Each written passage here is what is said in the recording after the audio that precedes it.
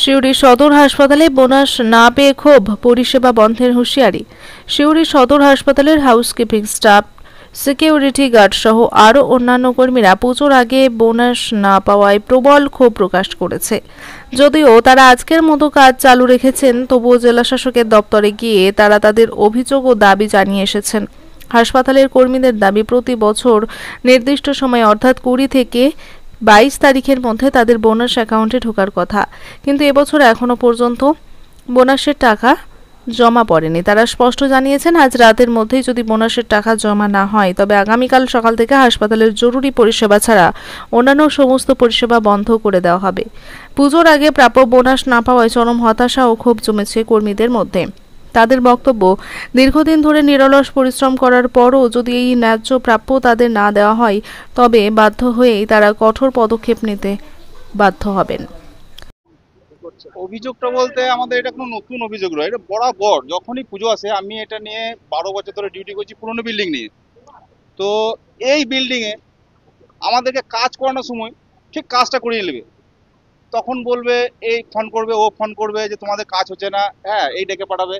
যখন আমরা প্রাপ্ত কোনো জিনিস চাইতে যাবো বা পাবো না, তখন ওরা বলবে শুধু কোম্পানির ফান্ডে টাকা নাই, কোম্পানি স্বাস্থ্য ভবন থেকে টাকা পাই নাই, হ্যাঁ কোম্পানি এই তারিখে দিবে ওই তারিখে দিবে। এখন আমার পুজোর বোনাসের জন্য বলতে গেলাম তো সাহেব বলছে আমার বউ অসুস্থ, কেউ বলছে আমার কোম্পানির সঙ্গে ফোন ধরছে না।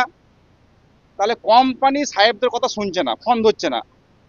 আমরা সব সময় যখনই কিছু বলতে এসি ওরা ওই কথা। আমি বলতে চাইছি, সুপার স্যার হোক বা আমাদের যে দায়িত্ব আছে কোম্পানির লোক, কোনোদিন শুনলাম না যে ঝেড়ে কথা বললো যে এরা কাজ করে যেদের পয়সাটা কেন পাবে না, টাইমের মতো পেতে হবে। আমাদেরকে বলছে 28 তারিখে ইয়ে বোনাস দেবে। আমাদের ঘরে কি মা বোন বউ ছেলে কেউ নাই?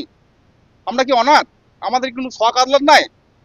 যারা পুজো করবে দুর্গা মন্দিরে তারা টাকা পেয়ে গেল, আর আমরা কাজ করছি। আমরা একটা প্যান্ট জামা কিনবো, মা বাবা বয়স্ক ঘরে আসাতে বসে আছে, ছেলে বোনাস নিয়ে আমাদেরকে একটা জামাই কিনে দেবে, বাবা মা বসে আছে একটা শাড়ি কিনে দিবে, ছোট ছোট বাচ্চা ছেলে আছে তাদের শখ সাথ আনন্দ আছে। মহালয়া পেরিয়ে গেল, 26-27 তারিখ থেকে পুজো আরম্ভ হয়ে যাবে। আমাদের তো বড় উৎসব এইটাই। আমরা এখন বলবো না তো কখন বলবো? আমরা সারা বছর কিছু বলি না, চুপচাপ থাকি। এমন তো প্রচুর গাফিলতি আছে, পিএফ তো গাফিলতি আছে, ওগুলো ছেড়ে দিলাম। পে স্লিপ কিছু দেয় না, ইএসআই ঠিক মতন সুবিধা ফেসিলিটি পাই না। না, প্রথম থেকেই প্রায় 6 বছর ধরুন, ওই হয়তো কোনো কোম্পানি। আমিন নাশিদের রিপোর্ট, জনকণ্ঠ টিভি নিউজ। আপনাদের সবাইকে অনেক ধন্যবাদ আমাদের সাথে থাকার জন্য, আমাদের এগিয়ে নিয়ে যেতে সাহায্য করার জন্য।